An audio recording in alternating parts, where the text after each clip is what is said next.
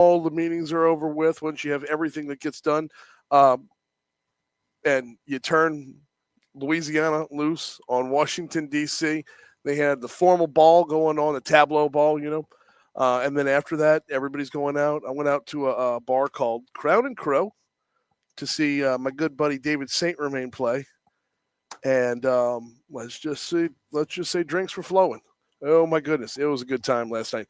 So anyway, we are doing a Saturday show for the first time ever. Obviously, the weather's playing a factor in this, as the snowstorm kind of set us all back. Right, it was a slow build on people getting to DC, myself included.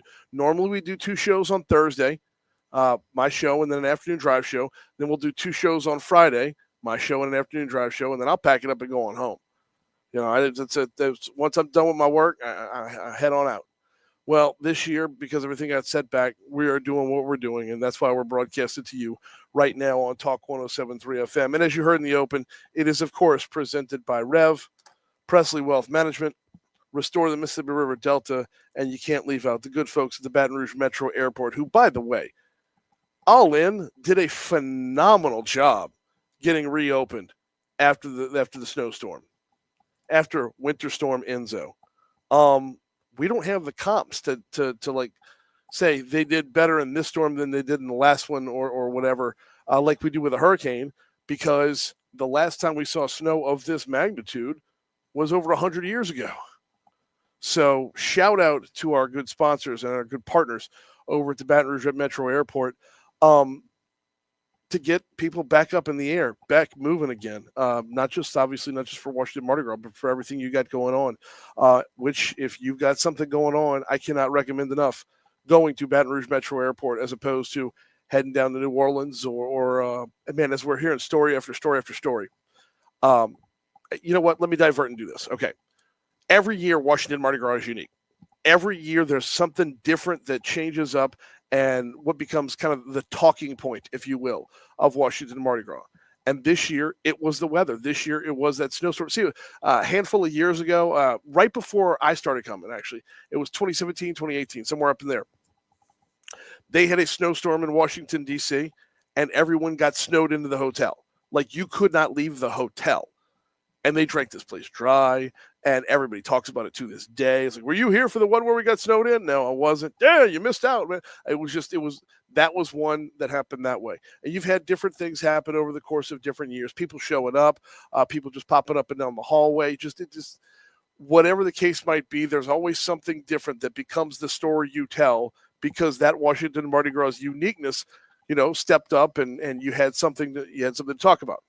This year, the big story that everyone's telling is, how did you get here?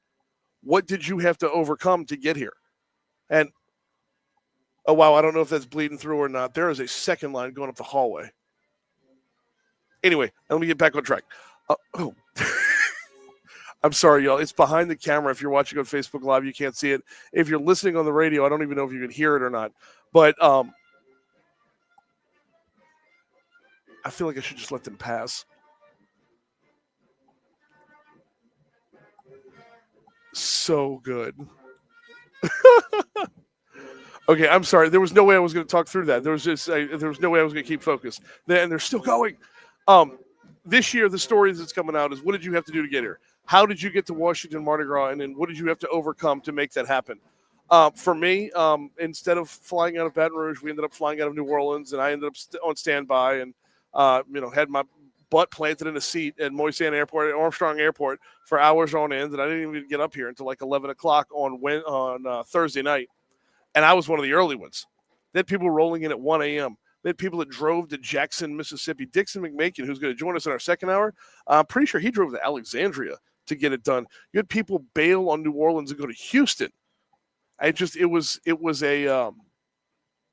is one of those ones where walking up and down the hallways, whoever you're talking to, it's, how did you get here?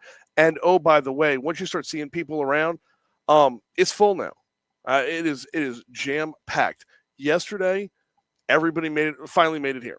Thursday, it wasn't, from everything, all accounts, it wasn't all that packed, wasn't all that busy, but you had people rolling in. flights leaving at 6 a.m. on Friday morning so they can get here in time for the economic development luncheon. They had, as the day wore on, it was actually very, very visible as to, more flights arriving, more people able to get clear of the snow and make it all the way out here to Washington Mardi Gras. So, what's on tap for the show today? We have got Ben Berthelot coming on. He's with Lafayette's CVB. Going to join us at 1:15. Washington Parish Sheriff Jason Smith going to join us at 1:4. My apologies. Ben Berthelot at 12:15.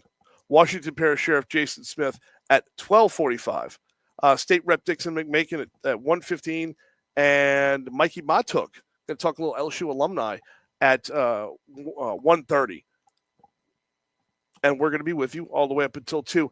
I'm looking to put together a few more guests as the show wears on. We had a few things change up, obviously, with doing a Saturday show, which we've never done before.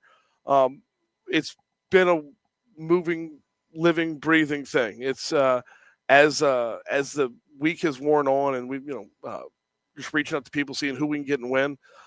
So that rundown, those 4 guests, probably not going to be the only 4 you hear from today. It's just those are the 4 that are on the books for right now. So we'll see what we can add to that mix. I can tell you that we were supposed to have Governor Jeff Landry on with us right at the beginning of the second hour.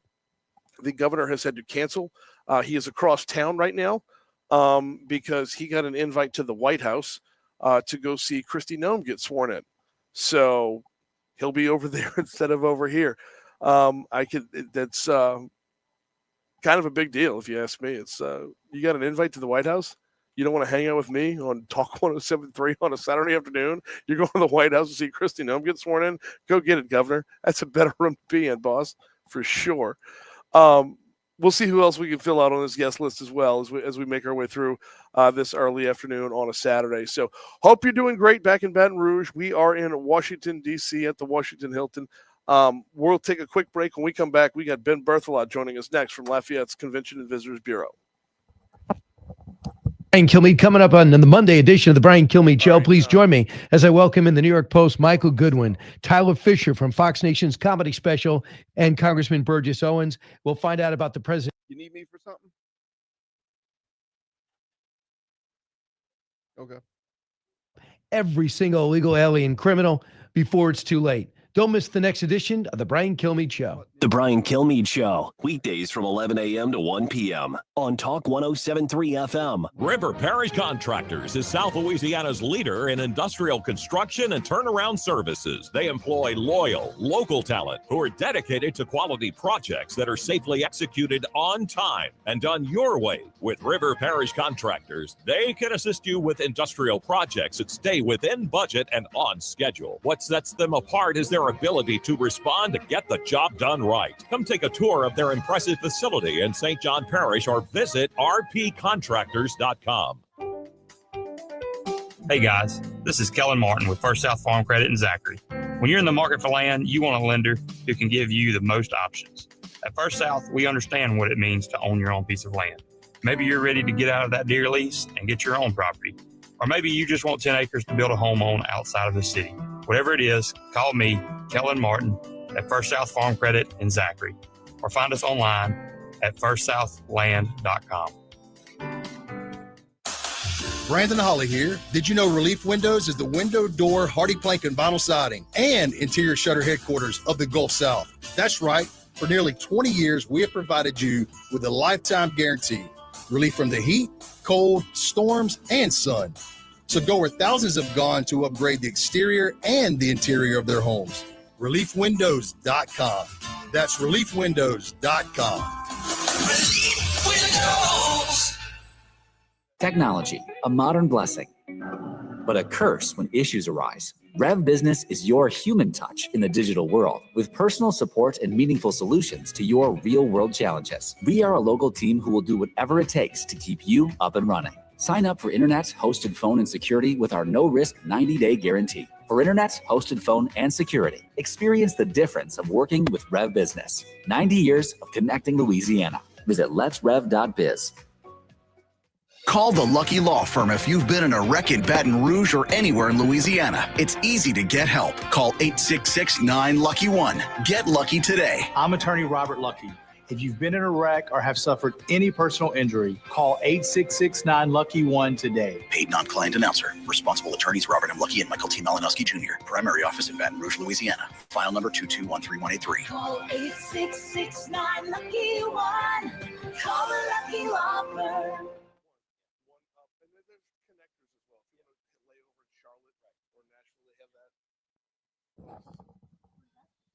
Is this us? Louisiana business, politics, and culture, all from the Hill. Coverage of Washington Mardi Gras is on Talk 107.3. Yes, we're rolling right along from Washington Mardi Gras. Brian Haldane here with you, broadcasting live from Senator Cassidy's Hospitality Suite, which I've been a little judgy while I've been up here because yesterday morning we were in Congressman Troy Carter's Hospitality Suite, and it was a big nothing. Right. It would look like an empty warehouse. Yesterday afternoon, we were broadcasted live from Congresswoman Julia Letlow's suite, and I told her to her face, Valentine's Day vomited in here. And it was nothing but pink, red, and a lot of flowers. Yeah. A whole lot of flowers. Now we're in this purple and gold beauty that is Senator Cassidy's suite. If you're watching us on Facebook Live, you can see the big proclamation from Senator Cassidy about Washington Mardi Gras right behind us here. I'm joined right now by Ben Berthelot from the Lafayette CVB. How you been, man? I'm good. Thanks for having me on. Glad you came on, man. I was you and I connected last night. I got out of hand. I got out of hand last night. I don't know. I don't know how I'm here right now. Let's for those that don't recall, Ben was on with me when I was up in Shreveport doing a show from the Louisiana Travel Association Summit. Got to know a little bit about what he's doing in Lafayette, bringing folks to Lafayette. So let's dive in right there, man. Sure. How are things when it comes to tourism in Lafayette? We're doing well. We had a really good year in 2024. Ended up being our highest year on record for hotel and motel receipts. A lot of that is driven by rates. We had strong rates. We had good midweek transient traffic and a little bit of growth in occupancy. So I think you're seeing that throughout most of the state. Rates are really strong. We're hoping that continues for our hotels, and then for us, for our revenue. It helps our revenue when the rates are higher and stronger. So it's been a really good year. We had some big events. We had the USA Karate National Championships, which not only drives a lot of room nights, but also sort of puts us on the map as a destination. When you can show you can host a caliber of that kind of event, it opens up a lot of different opportunities. So now we're just gearing up for Mardi Gras. We have a really big spring season on the youth sports side, which continues to be our fastest growing market, and enjoy one more day here in DC. Very, very nice. Okay, we're going to talk youth sports in just a minute. Sure. But I want to ask you more of an overall thing. I think everybody has an assumption of what are the tourism draws to Lafayette. Right. It's Cajun country, right? It is you get to explore not just Lafayette as a home base, but some of the smaller surrounding areas. Right. Same would be true when it comes to Lafayette Mardi Gras. What are some of the other draws? What are some of the things that, if you're from Louisiana and you might be thinking staycation type of thing, keep it within the state borders, what are some of the things in Lafayette that would be a draw that we might not think about on a day-to-day basis? Several things. Number one, we're a very affordable destination. You don't have any minimum night stays for Mardi Gras. So that's awesome. You don't have to pay for parking and all of those things. We have a very family-friendly Mardi Gras that we're excited about. Barricades line the entire parade route. And so in addition to that, in Lafayette, we really had a lot of growth in our other destinations within the parish in Youngsville, Broussard, Scott, Carencro, some parades that have continued to grow and are really a lot of fun. So it's not just Lafayette anymore in terms of the city of Lafayette parades that have been around for a long, long time. It's the other destinations within our parish. And then also just such a unique experience, the career to Mardi Gras, around 30 minutes outside of Lafayette. You can experience a one-of-a-kind.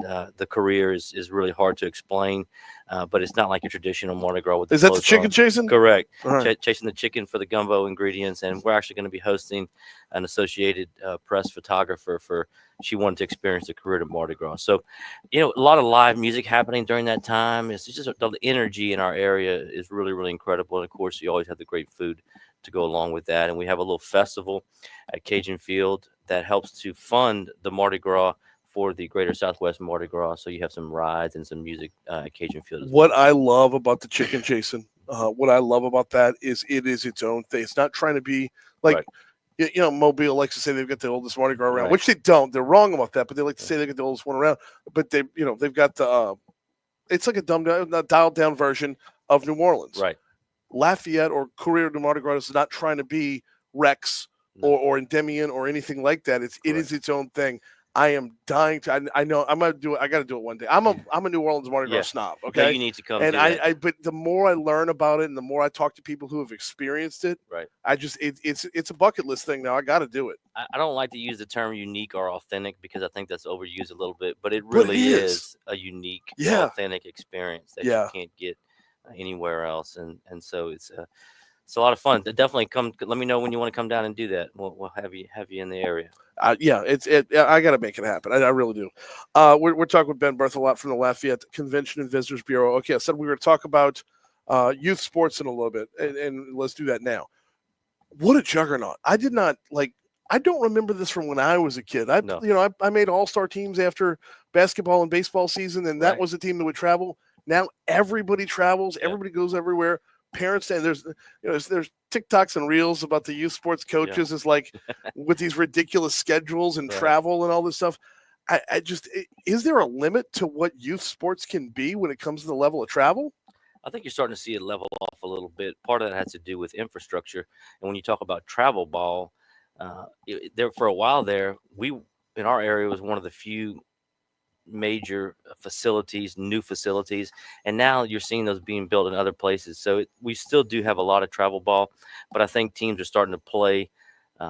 What you're seeing happening is it's sort of replacing the rec ball. So it's sort of instead of playing rec ball, you're playing what you call travel ball, but you're ending up playing a lot closer to home because of the infrastructure that's available in now numerous cities across the state. So in Baton Rouge, we have Traction, which is a fantastic facility. Right. What are the facilities like in Lafayette?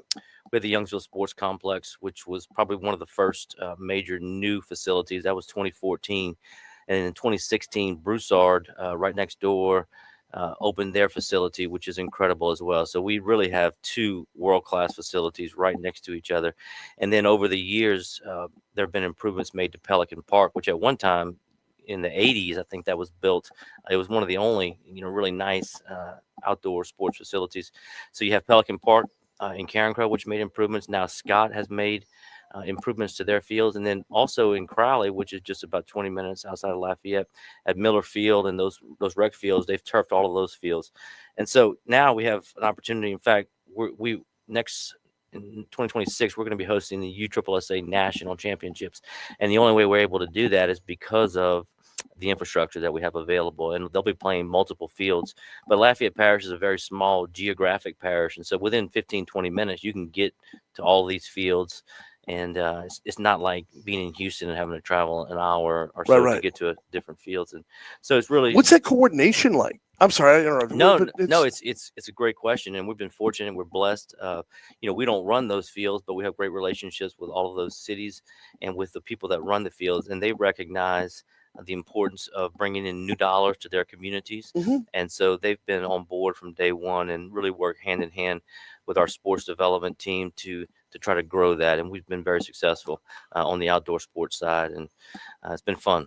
And you get to, benefit from it because in Lafayette with the hotels, you get to be the hub. It's interesting. When I started this position 12 years ago, oil was doing really, really well, over $100 a barrel. And they said, Ben, the midweek business is fine. We need to grow our weekend business. And so at that time, it was harder to get a room during the week than on the weekend in Lafayette Parish, and that has totally flipped. Part of that has been with the oil economy, and we're starting to see that pick up a little bit during the midweek. But with these facilities coming on board, the weekends have now surpassed at the time when I started 12 years ago, the busier time. So now the weekends have become the busier time of year, and I credit U Sports for a lot of that. Well, and it's so many other things that flip, not just the commercial business, not just the oil and gas, but your transit, your tourism travel, your guided tours and whatnot. Ever since COVID, those haven't been back on pace yet. Yes, exactly. We're starting to see that pick up a little bit, but you had a lot of companies that just went out of business during that time frame, and the people running those companies are getting up in age, and so you're seeing that die off a little bit. So it's good to have the growth that we're having in the sports sector. Yeah, absolutely, and hopefully those tours will come back.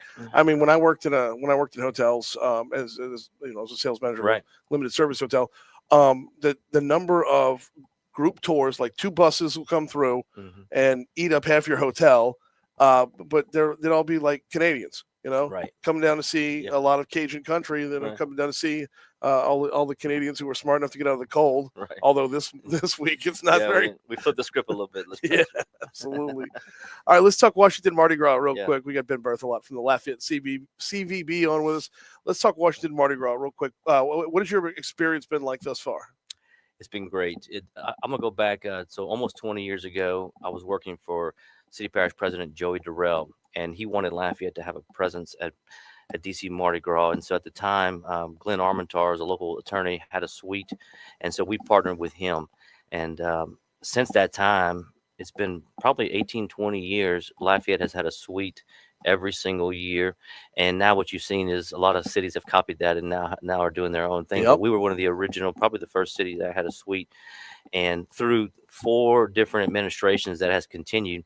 And the best part about it is it's all privately funded. Wow. So the money is raised by our business community because they recognize the importance of Lafayette being represented here. And it's just incredible. I tell people it's hard to explain what it's like being here, but everybody needs to do it at least one time. It's just like yesterday I had a meeting with our university and some top some top businessmen in our community. It would have probably taken me a month or so to get that meeting scheduled. Yeah. And we just impromptu grabbed a chair and a table and knocked out a quick meeting. And it's things like that happen time and time again that you really can't put into words. And you run into people and then you're able to follow up back with them. They're a little more laid back here this week. And so it really is incredible. For me, like I said, it's 18 straight years, and I don't quite look as forward to it as much as I used to.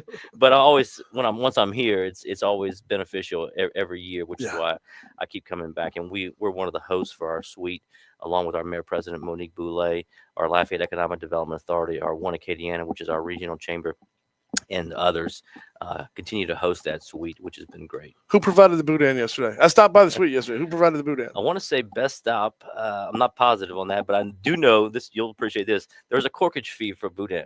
The Hilton charges for everything. Are you kidding me? But there's a corkage fee, much like wine. We have to pay a corkage fee to but bring. They to bring have in wine. the I don't think that you're not going to get the house boudin. That's not a thing. We might need you to help us argue our case on that one.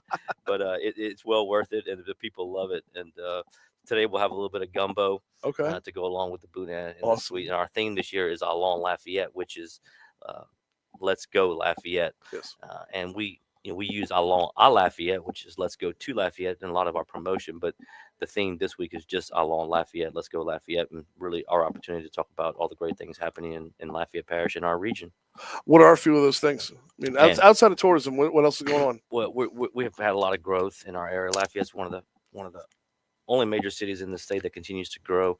And our economic development officials are doing an incredible job. Our mayor's doing an incredible job. And Buc-ee's was just announced by our economic development officials, which is going to be coming in within the next 2 years. Yeah, we're not all bitter about that in Baton Rouge, jerks. And the thing about it is, for us, people aren't going to come in and spend the night to go to Buc-ee's. But the marketing value of having the Buc-ee's is going to be incredible for our area. You go down to I-10 and you see signs 350 miles to whatever town for Buc-ee's, and so that'll be great for marketing. But more importantly, it's going to be great for our community and the new tax dollars that it's going to bring, and the jobs that it's going to create. So we're really excited about that, and that's going to lead, I think, to more growth in that area, which is along the I-10 corridor at Louisiana Avenue. So kudos to all those involved in getting that done. We're excited about that. Our university is growing, a research, R1 university, and they're doing incredible things. We've had a lot of success in athletics, and so it's just been a great time for our area that continues to grow. And when I used to work for Mayor President Durrell, he used to always say, "You either grow or you die."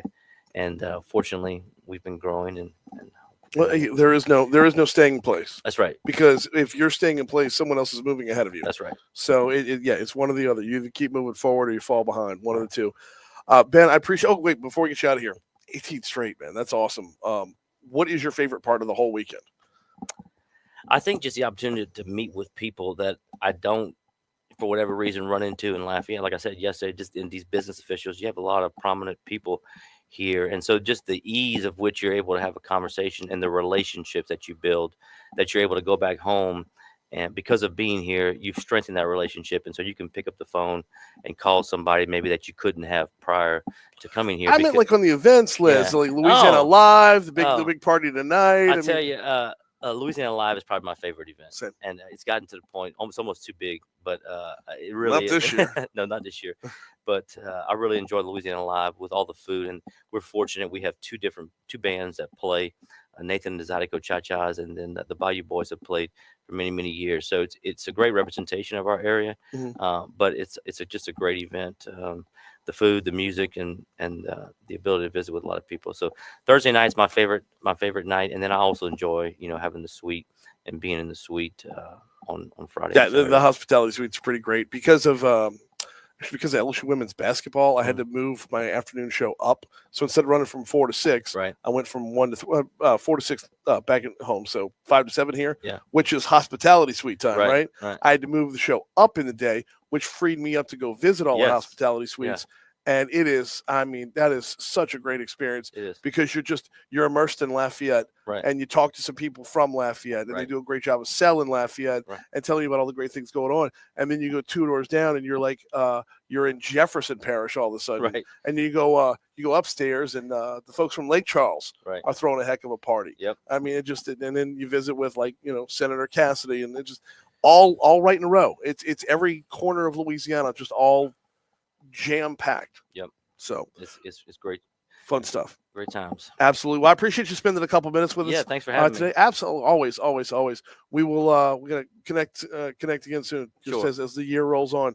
Keep in touch with what's going on in Lafayette. Absolutely. He has been Berthelot from the CVB over there. We are coming up on our next break. When we come back from that break, I believe we're visiting Washington Parish next. So Talk 107.3's coverage of Washington Mardi Gras is presented by Rev, presented by the Baton Rouge Metro Airport, presented by Restore the Mississippi River Delta, and of course, Presley Wealth Management will continue next.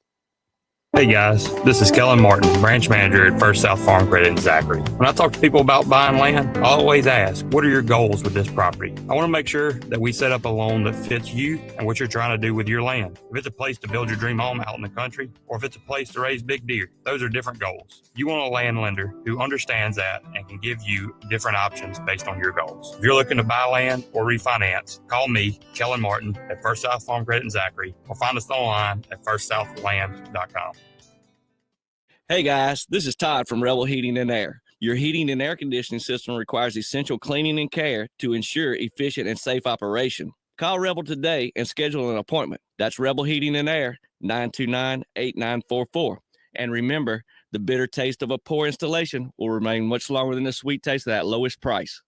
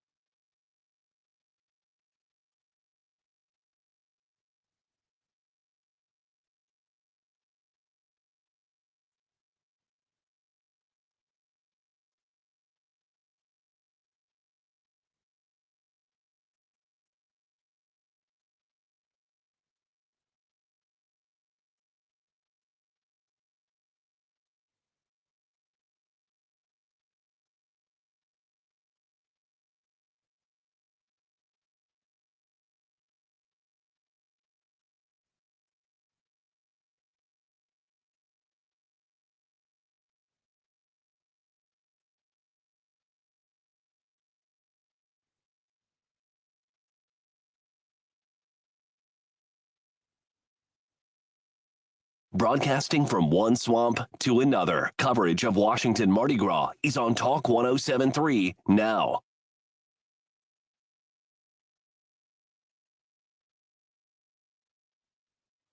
So we're on Facebook Live right now. All right. And I know there's not a huge look in the audience because we're not usually on the air at this time.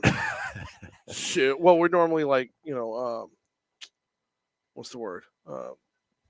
Syndicated programming right now. It's an automated weekend, just let it roll type stuff. We're not usually live at this time. So the people that are watching are getting a special treat. Yes. They're more valuable than the average listener. I need you to or come watcher. this way a All right. hair. There How's we that? go. Perfect. So yes, they're you're on, right? on the air? Yeah. I did not know that. Okay. Fantastic. This is our coverage of Washington Mardi Gras. Hey, always be careful what you're talking about, right? Right. There's always a mic on. Always a camera watching. I was just explaining that our next guest is Washington Parish Sheriff Jason Smith. I was explaining to him how we're always on Facebook Live. So, okay, I guess we're on. We're on. We're on the air. If you're driving around Baton Rouge right now, Jason, welcome aboard. How are you, man? I'm good. It's glad to have you on today. I know we had some scheduling stuff. Oh no! I get to pick your brain because I had to move my show up yesterday for LSU women's basketball. Mhm. I missed the economic development luncheon.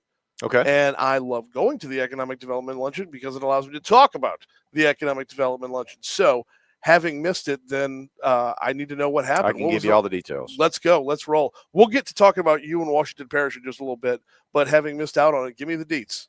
Well, this is my first Washington Mardi Gras, so in a lot of ways, I didn't really know what to expect. So the Economic Development Luncheon was really a very well-attended event. I think we had all but one of the congressional delegation from Louisiana there. We had Cleo Fields was missing. Cleo was. I heard that part. Yeah. Drew Brees was there. Roger Goodell was there. Gail Benson was there. The governor was there. The head of his economic development was there. Susan Bourgeois was there. So it was really a who's who of people that are trying to move Louisiana in a positive direction. Yes. And it was encouraging. Susan had a very good presentation where she listed all of the things that have happened economically in Louisiana and some really big things. The talk of the lunch was really the Meta AI Center that's going up in Rayville. Yeah. I mean, it's just a huge thing. It's significant not only for that part of Louisiana, but for Louisiana as a whole. Completely. So yeah, it's going to be big. But I think bigger than that is the fact that they said yes to us. No, that's right. Those jobs are awesome. That's great. There's about 7,000 jobs, I believe. Nobody's going to sneeze at that for sure.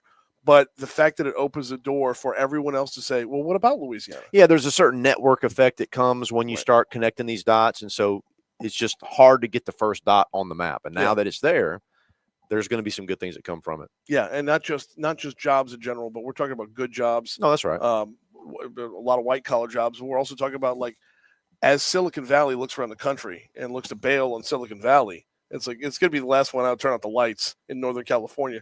Cost of living's too high, taxes are too high, and you can work from anywhere now. So that's a big deal. No, that's the other thing. That's another way to look at it is that we don't have to be the 100% solution in Louisiana. We just have to be better than the alternative. And so for these companies that are burdened by the over-regulatory systems that they're coming from, we may be a perfect fit for them. Yeah, absolutely. We're talking with Jason Smith. He is the Washington Parish Sheriff. So let's talk about that a little bit. All right. Washington Parish covers, y'all cover so much ground as far as, you got a few larger cities, but a lot more rural as well. You're on in East Baton Rouge Parish right now, which is a lot more, you've got the city and the suburbs and whatnot. Talk to me a little bit about the differences between being a sheriff when you've got cities versus so much land and scope that's just we've got about 680 square miles, maybe a little over 680 square miles to cover as a sheriff's office. Our population of the parish is, I think, 47,000 according to the census. Okay. If you talk to anybody in Washington Parish, they think that's underreported, with all the problems that 2020 presented with respect to accurate census reporting. So we think we're probably above 50,000, but still in 680 square miles, that's a lot of ground to cover. We have Bogalusa, that's our largest municipal area, 9,000 roughly citizens. Okay. And then Franklinton's about 3,500 roughly. Everybody else is just living in the country. Is Franklinton that small? Franklinton is that small. It doesn't feel like it. Well, the reason it doesn't feel like it is it's a magnet for essentially the entire western part of the parish. Okay. So anybody that does business, anybody that wants to go out to eat, anybody that wants to fill up gas, typically will come to Franklinton. And then, of course, we're right on 25. Right. So it's easy access to Covington from Franklinton. It's an easier access to Amite from Franklinton. So it is kind of a crossroads. It feels a lot busier than the people that are just living there. That's fair. Yeah, that's definitely fair.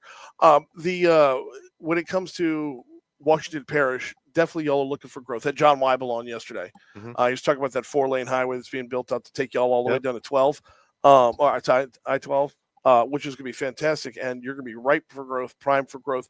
As the sheriff, how do you prep for that? How do you plan for that? Well, it's interesting. I had actually spoken at the parish council meeting. I was elected in November of 23. Okay. I didn't take office till the 1st of July in 24. And so in that interim period, I'm working through the transition. And one of the things that had occurred to me is as I'm driving around the parish, we're seeing people are moving to Washington Parish, but are they the types of people that are going to add value to the community, or are they just being chased out from other places? And so we're trying to come up with an idea of how to make Washington Parish a magnet for people that want to add value to the community, that want to get invested in making things better.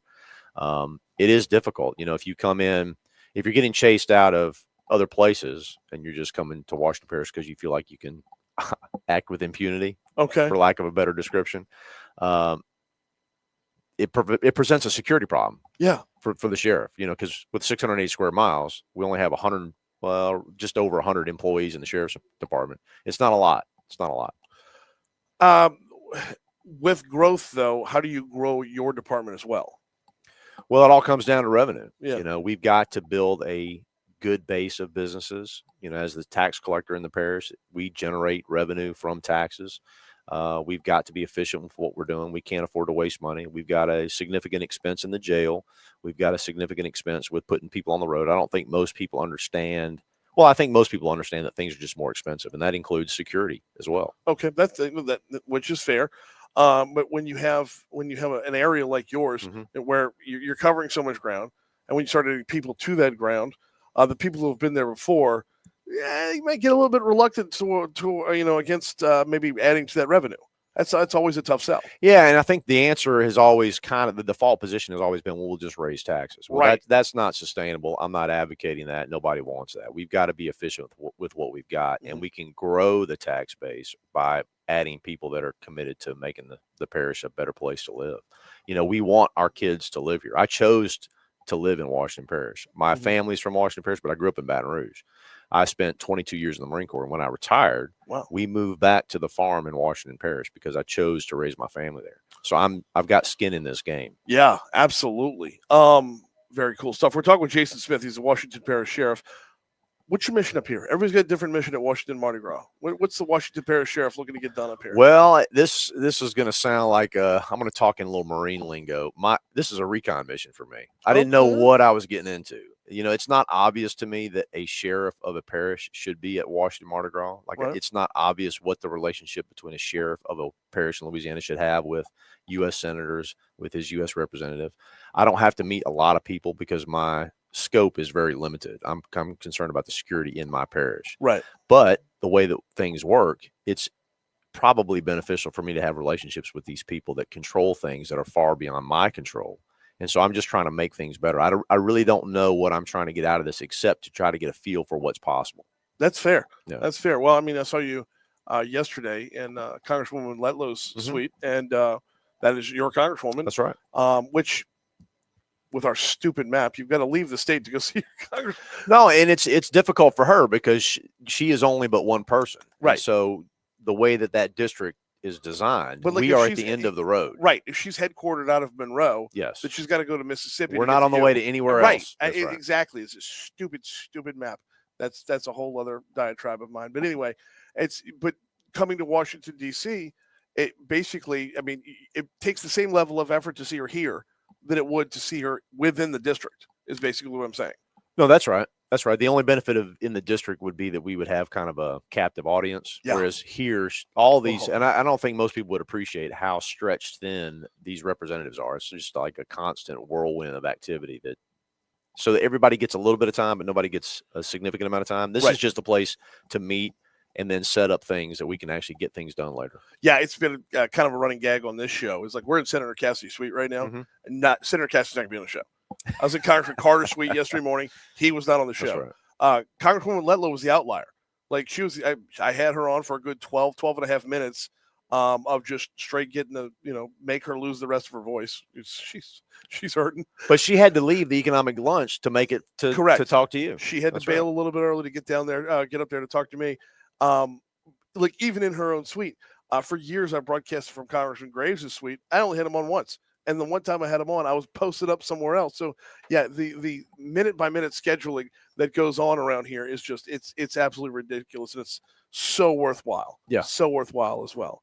Well, he is Jason Smith, the Washington Parish Sheriff. I appreciate a couple minutes, Jason. Thank you so much. Yeah. Absolutely. Anytime. We're coming up on 145 at Talk 107.3 FM at WBRP. Our coverage of Washington Mardi Gras continues next.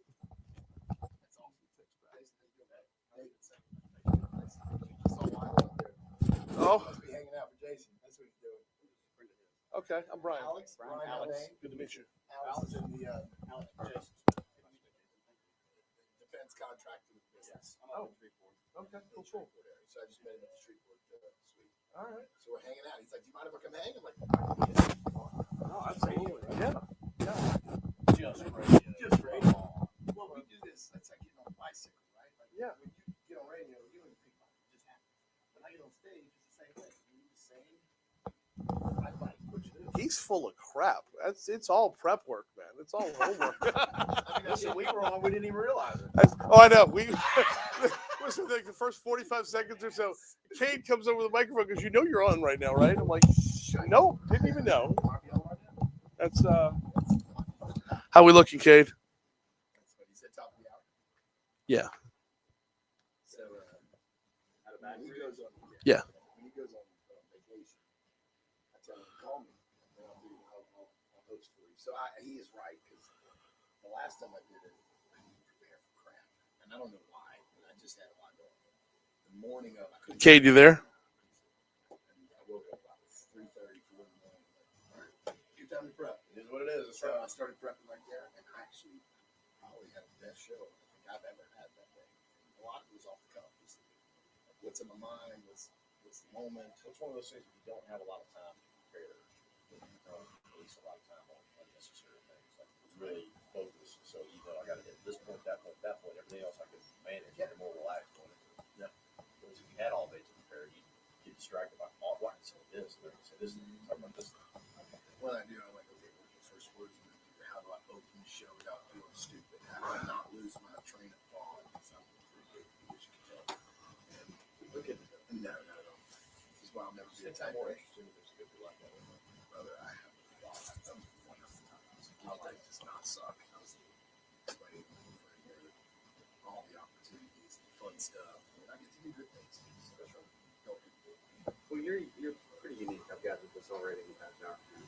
A lot of people. Brian, did you hear that? What? He said you're pretty unique. I've gathered this. I mean, no, unique in terms of wanting to give and serve and leverage what you got. But fire service? Yeah, I'm talking Marine Corps. It's hard to believe it's been 8 years. Did y'all see what's the name of this room? Holmead? HOLMEAD. Yeah, I'm at the National Guard. My brother is full-time National Guard.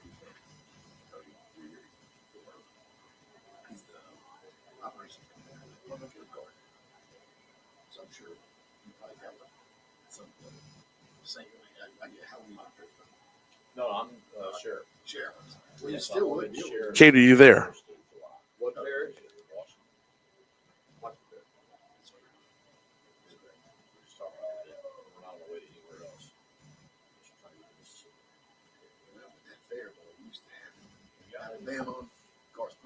Did you not hear the rejoin? No.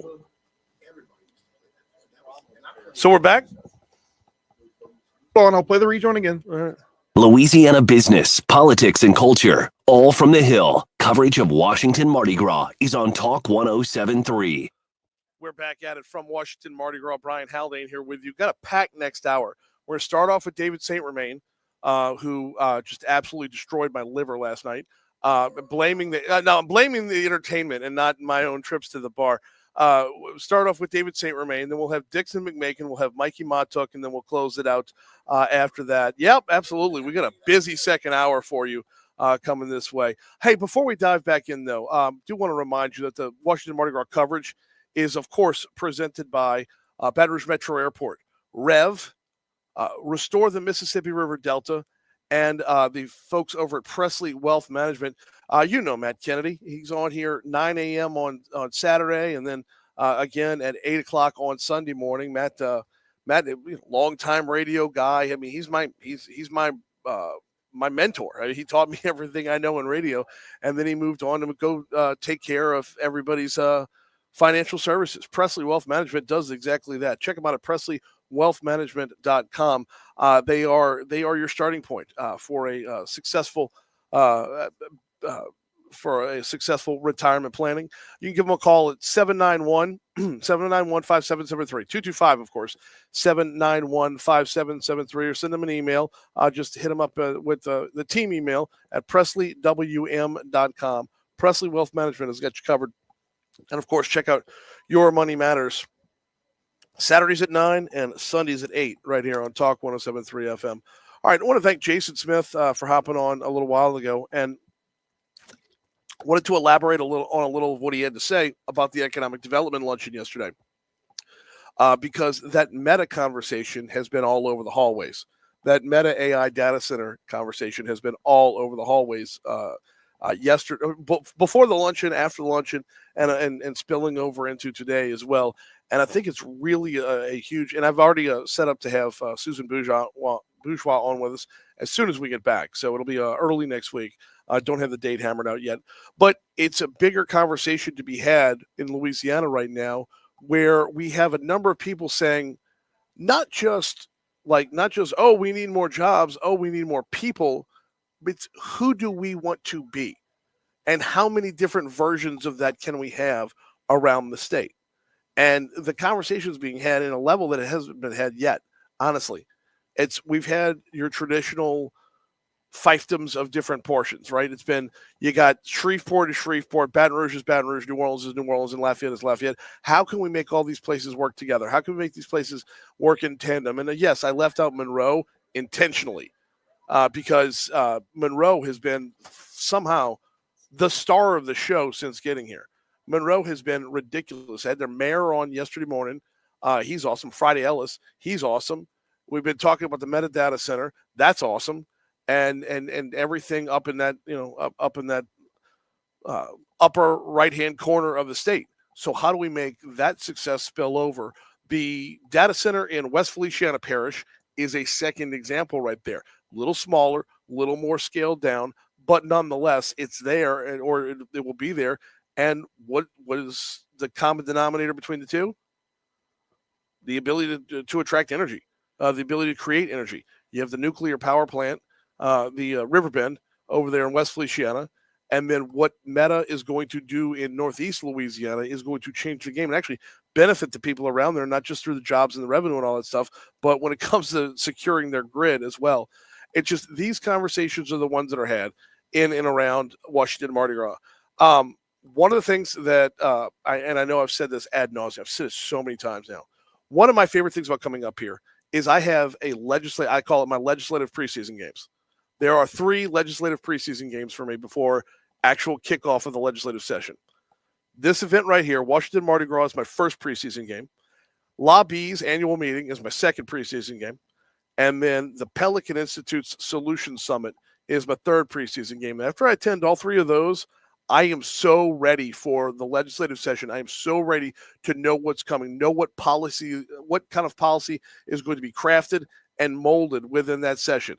It's in preseason, you get a look at the guys that are going to make the roster. In Washington Mardi Gras, you hear the ideas that are going to be tossed around in the state capitol. You know what's coming because of being here. And that has really spilled over into a lot of the conversations that we had yesterday and some of the ones we'll be having today. Dixon McMakin going to join us at 2:15.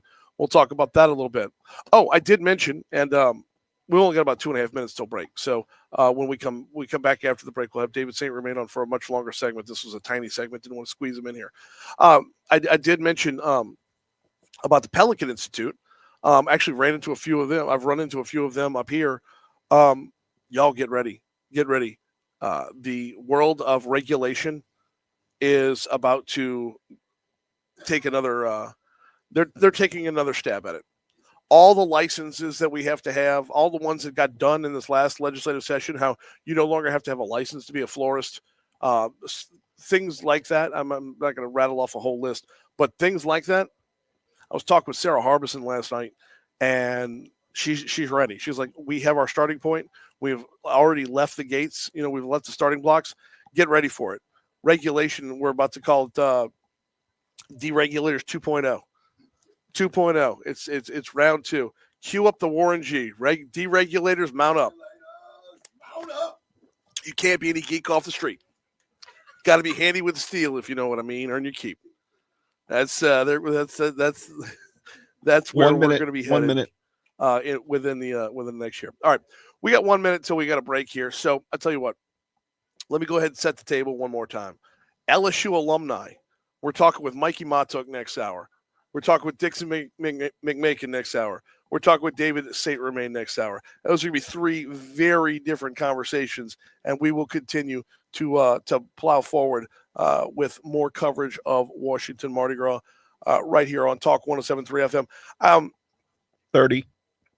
Before we get you to that break at the top of the hour, I want to remind you, if you missed any of the content so far, everything, all the interviews should be posted on demand at talk1073.com. That is, of course, courtesy of Lake Urgent Care. Love the partnership with Lake Urgent Care. If you're watching us on Facebook Live right now, that's courtesy of Lake Urgent Care as well. So got to shout out them, not as a direct sponsor of Washington Mardi Gras, but definitely bringing you the content that we love to bring you.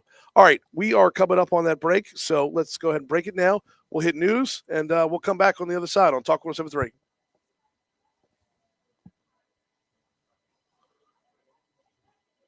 Cade, we good?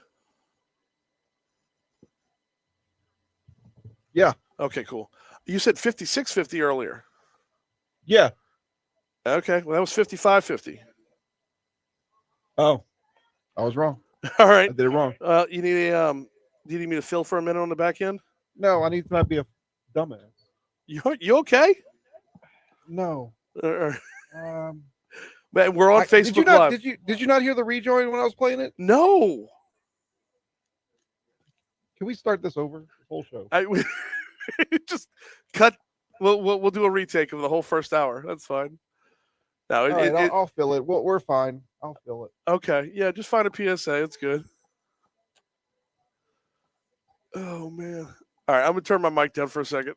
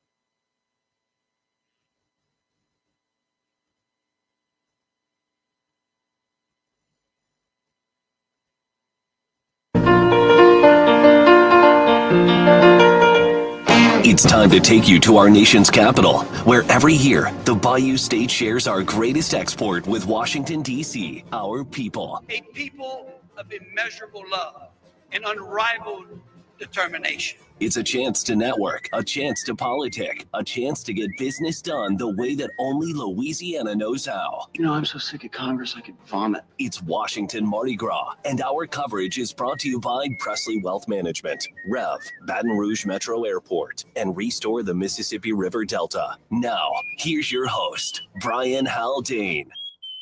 Oh, man, rolling right along. Hour 2 of the first ever Saturday show from Washington Mardi Gras. Brian Haldane here with you. Kate Wasan producing back in studio. And as you heard, our coverage is brought to you by Presley Wealth Management, Rev, the Baton Rouge Metro Airport, who I love so much, and Restore the Mississippi River Delta.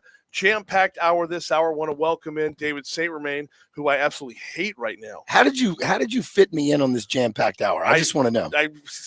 Because I wait, you hate me? Yes. Dude, you were telling me you love me last night.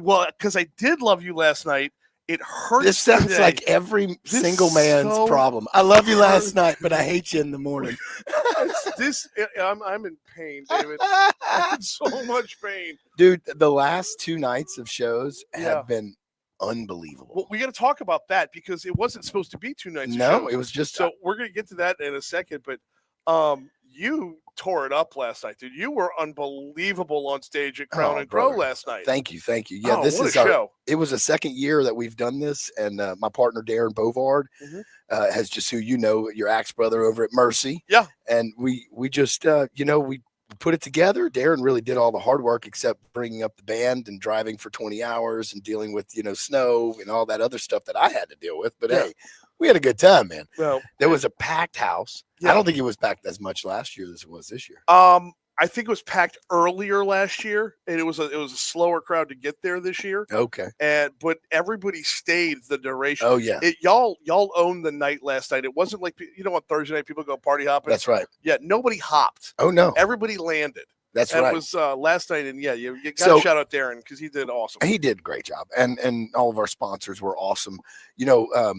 What I did notice is that if you're home right now and you're wondering why we're gloating over all this fun stuff, it's because we want you to come here next year. There's truth. We're encouraging you to come to DC Mardi Gras. It is an amazing time with or without your family. You can come with your family and have a great time because it's truthfully, there's great things for the teenage kids, the girls that get it dressed up and they get part of the court and all that stuff.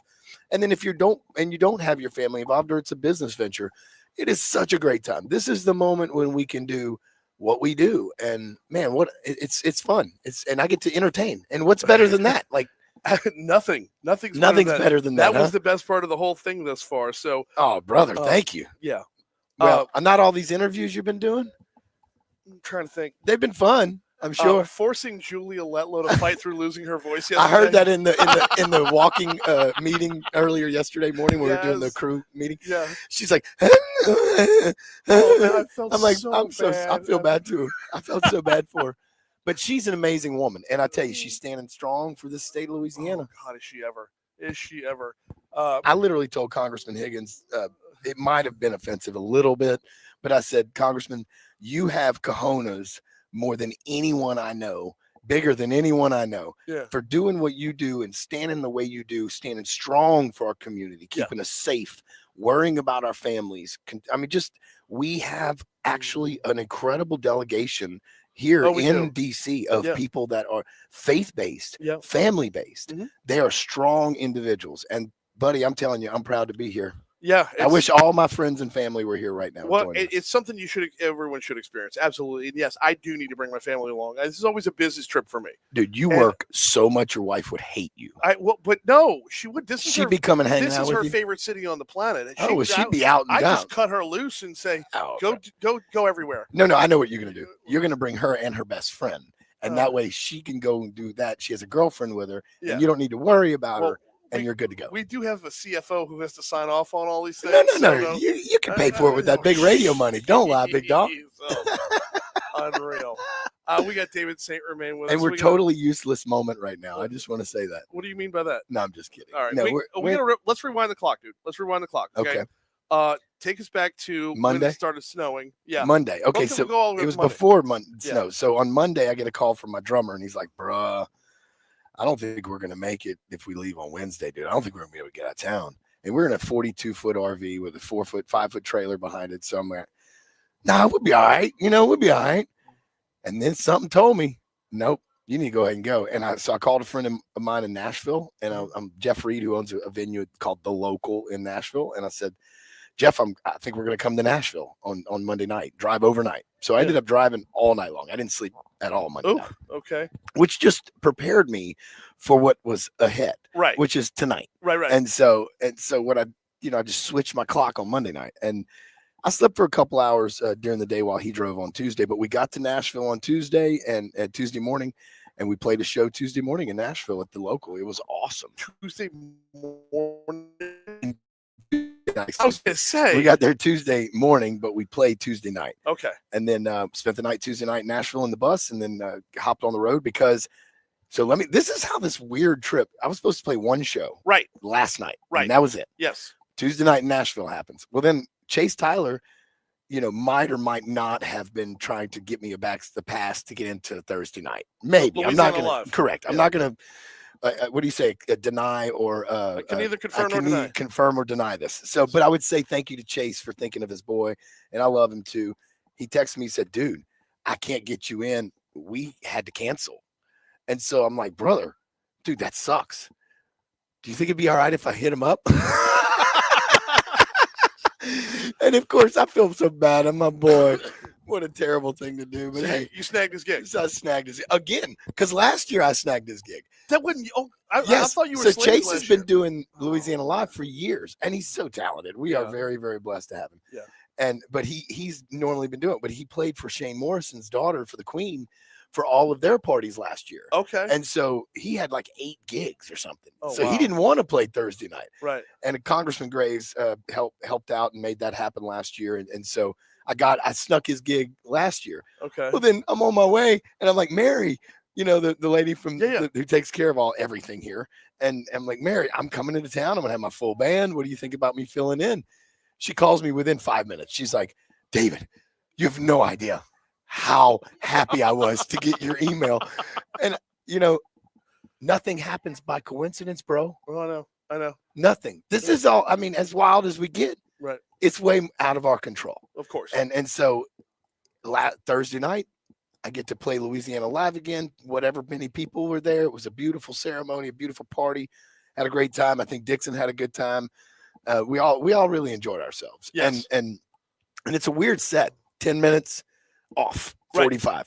10 minutes off, 45. 10 minutes, and there's 4 bands, so we rotate 10-minute sets. Right. Well, and then there's the other band that's on the other stage. And they didn't even have one this year. Okay. No, because there was a lot of changes with the snow. If I'm being completely honest, I could live without the other band. I could live without because we have 4 different Louisiana. We can't say this on. Well, I get to. You can't. Yeah, because you might need I to love steal a gig everybody. next year. But we have 4 different Louisiana bands, and they all know how to rock like Louisianas know how to rock. Whether you're talking about Zydeco or you're talking about country, Bayou Boys. Yeah, we got who was up there last year? Flow Tribe was up there with y'all last year. Flow. No, not this year. No. Last year. I didn't make it to Louisiana Live this year. I was stuck at Reagan Airport this year. I can't think of any of the names right now, but it was awesome. Yeah, we really had a great time. And I literally run. It's 10 minutes stop. So my body just goes through this really interesting sort of sprint mode, as if I were a sprinter in track and field. Yeah. I pour out sweat for 10 minutes, and then I have to sit there sweaty wet for 45 minutes, and then re-drench, and then sweat. But that's from the entertainer's perspective, from the person who's y'all don't see that. No. Okay, because I'm like, they don't want to hug me. I'm all nasty. No, yeah, we don't realize that until we hug you, and then it's like, oh God, he's nasty. I always apologize. So Friday night, we throw our party last night. Yeah, and it was bad to the bone, dude. It was bad to the bone. It was like we came out with the guns a slinging. Yeah. And so, I've always said this. I'm never a big drawing artist. I don't draw people to a venue. At least I don't feel like I do. It's never been my experience to sell out the Texas Club or whatever. Right. And maybe one day people will show up because I'm there. But in a soft ticket situation like this, where people are there already, dude, give me a crowd. I'm ready, bro. Yeah. Let's go. And so that's where I felt. So it was lit all the way awesome. Past the end. I don't want to keep going if we're no, we're going to go. We have about 2 minutes to wait all for right, break, well, and then Dixon will be up next. Well, I am here because I want to support my nonprofit, Songs of Survivors. Yes. Our veteran work, of course, that we do with veterans from our, we help veterans through songwriting. I bring them together, and we talk about our lives and their lives, and I share my story, and then we write a song together, and I give them something to take to their families, take on as a legacy as part of their life. So that's really why I'm here, not just because I want to entertain people, but also because I have my own passions and I have my own goals to, to give back to our state and support our community at large. You talk about veterans, and man, I met a guy last night. I'm gonna have to dig that. His name was Andrew. I don't remember his last Andrew name. Ward. The Boot. AVA, yes, Acadiana Veterans Alliance, yes. and the Boot. So yes. Andrew is probably one of the largest champions of veterans work in the state. That's not part of the government side. Right. We have some great people that work on the LDVA side with our secretary, but Andrew is an incredible person, and if you have an opportunity to spend some time with him, it's like brotherhood immediately. Like anyone you meet, like Alex or you or. Dude, it just automatically feel like you're a brother, and that's the way. 100%. He's got that vibe, and he's doing that with our veterans in the state. Met him last night, right before you got on stage. Yeah, and this is one of those stories that is spells out why Washington Mardi Gras is so great. Yeah, is because I would have never ever made this connection. I would have never found out about what the Boot is, right, and his mission there, and what it's doing to attract veterans to relocate to Louisiana. Or stay. So if they retire out of Barksdale or retire out of New Orleans, we want them to stay. We want to give them incentives. We want to give them reasons. It's recruitment and retention, basically. 100%. Yeah. 100%. And there's, our state has a lot of opportunities that people don't see. So we have to make it. So Andrew's going to come on in a week or two once everybody's back home and tell that story. But this is one of those opportunities or one of those examples of where without Washington Mardi Gras, this connection doesn't happen. They say golf course. Yeah. And the bar room. Yeah. That's where a lot of it and I happens. haven't even stepped in the 65th parish yet. You don't need to. There's drinks everywhere. Hey, if you're not in DC, join us next year. Absolutely. He is David St. Romain. I always appreciate the time, brother. Love you. Love you too. You know that. We're going to take a quick break. We will continue. Dixon McMakin joins us next right here on Talk 107.3.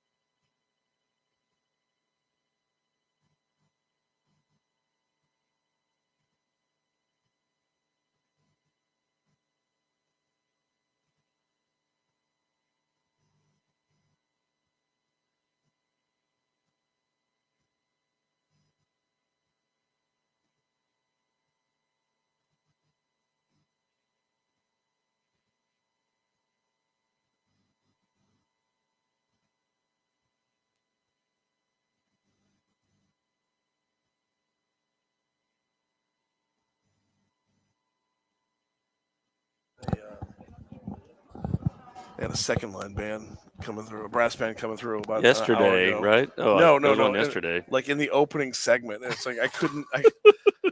You know what? I'm not even going to try to plow my way through this. So he's got the commercials out, and he'll have.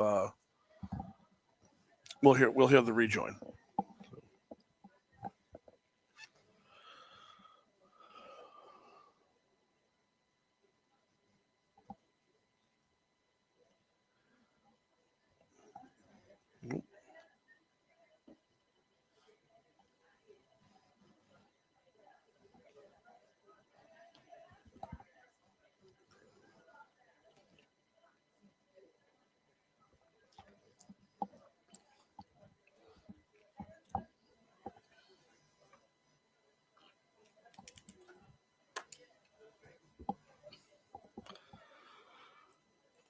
Glory, glory, hallelujah. 30 seconds. All right. How about this? Cool. Look, my buddy brought me back. He went to the Notre Dame reopening. Oh, no kidding. How about that? Wow. Yeah. I think it's got the date on the other side, maybe. 98944. And remember, the bitter taste of a poor installation will remain much longer than the sweet taste of that lowest price. Call us today, 929-8944. That's Rebel Heating and Air, 929-8944. Or go to rebelheatingandair.com. Broadcasting from one swamp to another, coverage of Washington Mardi Gras is on Talk 107.3 now.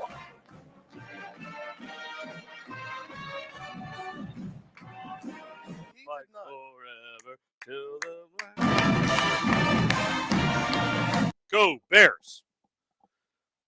Broadcasting live from Washington Mardi Gras alongside Dixon McMake and Brian Haldane here with you for one more show, the first ever Saturday show. Pretty cool. Yeah, no, it was a bad idea. No, great idea, No. Great idea. Thursday's good idea. Friday's good idea. Saturday, no. I'm going to head over to the White House after this and see if Donald Trump can pardon my liver. He would love to do it, Brian. Unbelievable. You got the best liver. 107.3, the best. Gordy Rush, he's a loser, but other than that, love him. Unbelievable. Gordy had to bail last minute. The weather screwed everybody up. Of course he would. So let's start there. Let's start with your travel story because every year's whenever Washington Mardi Gras, the stories evolve from somewhere. This year was about the travel. So what was your travel story? Monday, I was with the governor at GOSEP. We were talking about, what we're going to do about the interstates. Of course, I represent I-10, I-12 corridor. Very concerned about that. Was with his team at the press conference. Then we actually drove to New Orleans Monday night late, thinking let's get into the city because the airport will open up. We'll be fine, but you can't get in there. Right. But if you're there, you'll make it out. MSY didn't open up till forever, something we've got to look into for that. And shout out to Governor Sanders from Arkansas. She sent us so much. I don't think people realize that we would not have been back on the roads before we did without her help. Then we actually drove to Alexandria on Thursday to fly out. Alexandria on Thursday. Was there because what time? Because I flew out of New Orleans on Thursday. Okay. I got out about 4:00 in the afternoon. Oh, no. Scratch that. I had a flight for 4:00 in the afternoon. I got out about 6. Yeah. So we flew out of Alexandria about 11 o'clock. Okay. And Alexandria Airport, beautiful. Looks like a library. Gorgeous. Very quick, easy, very similar to BTR. So we're thankful to them for allowing us to come out there and do that. It actually doubles as a library. It might. And It's I think gorgeous. they sell boudin out of the back as well. No doubt. That's but yeah, glad to be here as always. This is only my third Mardi Gras, Washington Mardi Gras. Okay. 4th time ever in DC, and each year you learn something new and see somebody else that you want to talk to and help, and it's just a great event. Okay, so let's go there. What have you learned new this year? So I just wrote down actually our congressional delegation. Besides Clay Higgins, I have seen and talked to everybody. Oh, wow. And that's one of the reasons I think to come up here as a state rep. What you're trying to do is form those relationships, not only with the Congress people and the senators, but their staff. Mm-hmm. So you can tell them about the issues you have. Of course, people know District 68, where I am, from the LSU Lakes to Topgolf. I have the third most interstate exits in the state of Louisiana. Oh, wow. Is my district. So it's very important. Something coming up soon. We might have a little press conference coming up soon, Brian, for you and the people to appreciate. A little teaser here. We might be putting in place now the final chance to shut down the worst interstate exit in America. Finally. No kidding. Finally. Okay. Get ready for that. All right. And you didn't spill anything here because it's Saturday afternoon on the radio. Yeah, so. no one's watching. But not only that, but of course, all the congressional staff, other legislators are here, state senators are here. Sid Edwards' team is up here. Of course, the mayor, he stayed home to take care of his kids and the weather. Yes. But his staff's up here. Well, and Baton Rouge and been talking to them as well. And so really, we're in January. We go back in session in April, and then we start, getting ready. But we're already writing bills, having bills filed, and doing everything. So we're ready to go. That's where I wanted this conversation to head, because one of my biggest takeaways from Washington Mardi Gras every year is it's like this is my legislative preseason. Yep. It's like a preseason game. Where in a preseason game, the coaches are looking to learn who the players are, right? I'm looking to learn what the ideas are going to be. Not in bill form yet, but just in idea form. So what's floating around right now that we're going to see come to life in April? Yeah, so one thing, of course, is our constitutional amendments that we have in place for the March election. We want people to get out there, support what we're trying to do. I was with actually the governor yesterday. We were talking about that we might do a little road show out there to try to help sell it and remind people how important it is. Mississippi just passed a law they're trying to get rid of the income tax. Yeah. Our goal in Louisiana is to get rid of the income tax, and the things we put in place that are up for election in March are there to get us to that point. Right. So we're putting those steps in place to get there.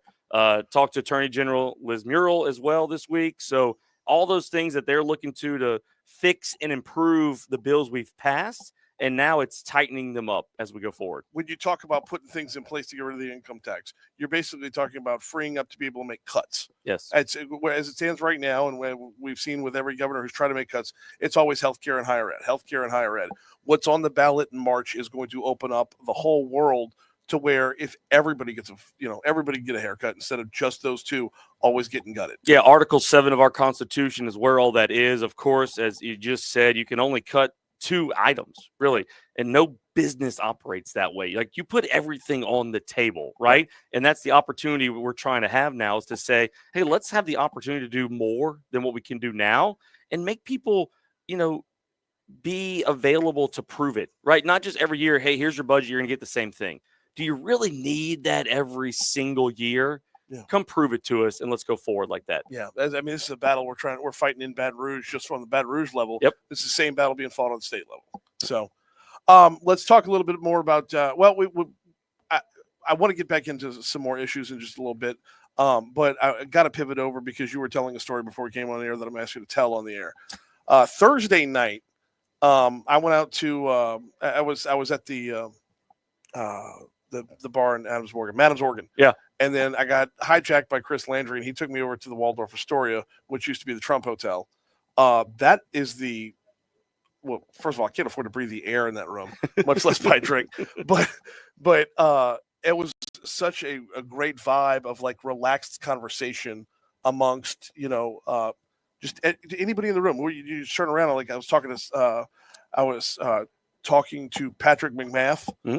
And then I was talking to a guy who used to be a congressman from Mississippi, and I'm not going to remember his name right now, but I got his card back in my room.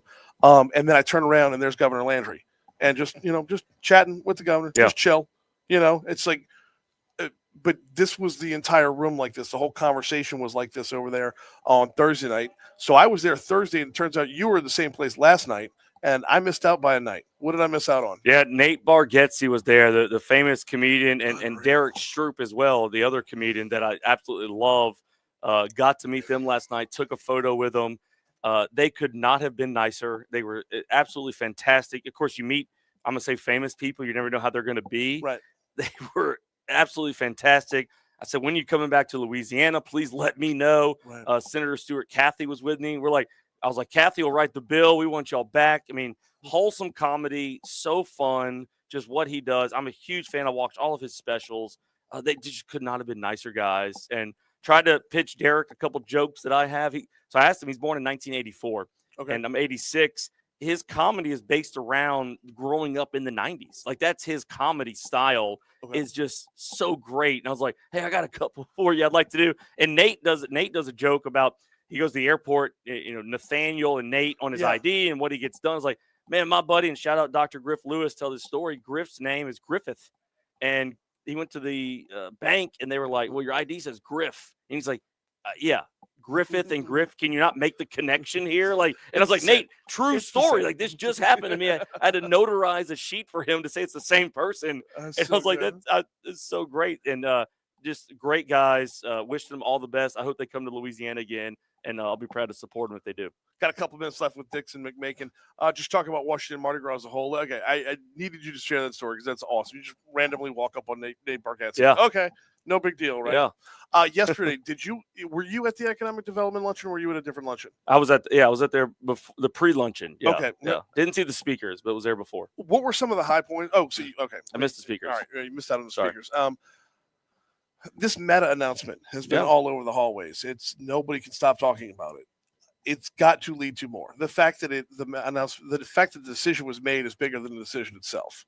How do we take that and spin it into more growth, more economic development? Yeah, I think what we show the people around America, hey, Louisiana is open for business. We have the tools that you need to set up these facilities. Right? We are so blessed. people don't realize that the amount of energy and water you need to run these facilities. And we are blessed with those natural resources, energy, and what their group's doing to provide them the energy resource to do that. Other states can't have that. They cannot compete with us. So we need to make sure what we're doing is allowing those companies to know, here's what we're doing. Susan Bourgeois and her team at LED, working with them. I sit on the Commerce Committee, which is kind of the committee that oversees LED and their operations, is saying, okay, what else can we do to provide these resources that other states are competing with us on to say Louisiana is open. Great example. I think it's Pennsylvania, maybe, spent millions and millions on site development, right? In Louisiana, we haven't started doing that yet. So what they're doing is they're saying, hey, we're going to set the site up, get the road ready, everything's ready to go. Here's the acreage. Here's what you need. Now come here. Other places are doing How that. much of this is what Stephen Morey pitched like a decade ago? Right? How about that? There's a lot of stuff as you learn. Rookie rep, been there a year now. All the studies, all the stuff. I think under the leadership of Governor Jeff Landry and his cabinet team, it's like, look, we don't need to study anything else. We've studied it. Let's go. Yeah. Let's go be proactive. Let's get work, boots on the ground. Let's get moving. One of the bigger ideas that every conversation that I've had up here, one of the ideas that I keep coming back to is Governor Landry is going to add a congressional seat to Louisiana, isn't he? We would hope so. I mean, I think when you start talking about macro, when you start talking about big term goals and whatnot, and how do you start off with dreaming? I think that's about as reasonable as any other goal out there. Governor Landry is going to add a congressional seat back to our state. That would be Matt. So the idea behind that is, of course, you need the population on the censuses to get that done. It's not that what we're doing is aimed at that goal, but we think that the little steps we are taking to bring people back, have businesses come back here, good quality jobs, all that stuff will lead to that.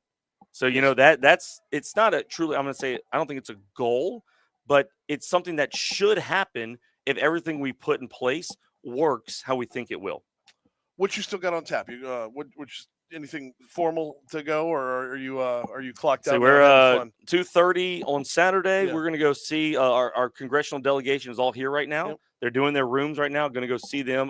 Julia Letlow, of course, now represents Baton Rouge. Going to go see her. Have had just phenomenal conversations with her and her education background and her. She's so inspiring to me.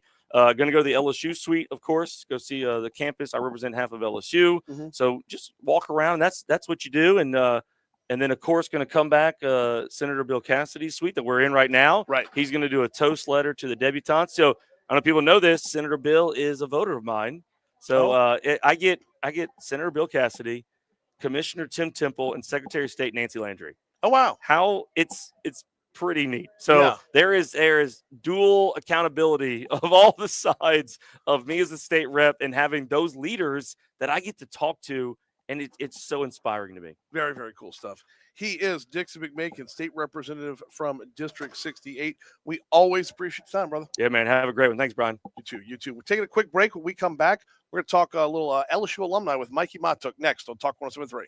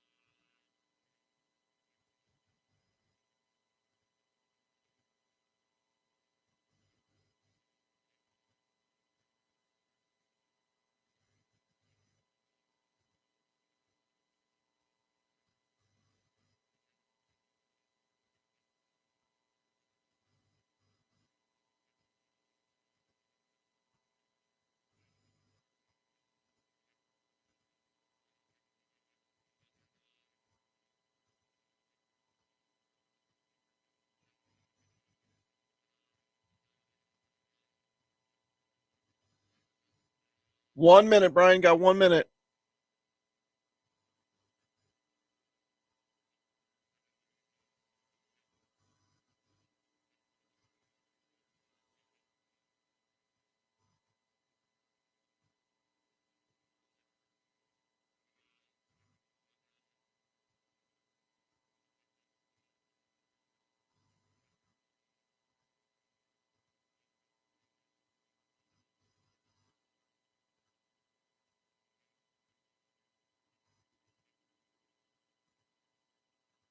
Thirty seconds. Stand by.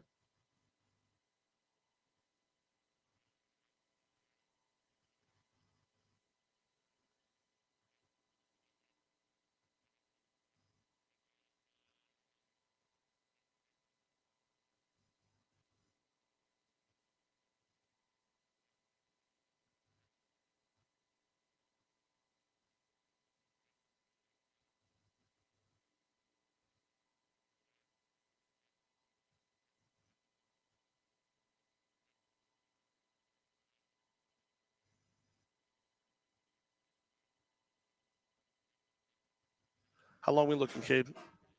Coming back now in Okay. 3, 2, 1.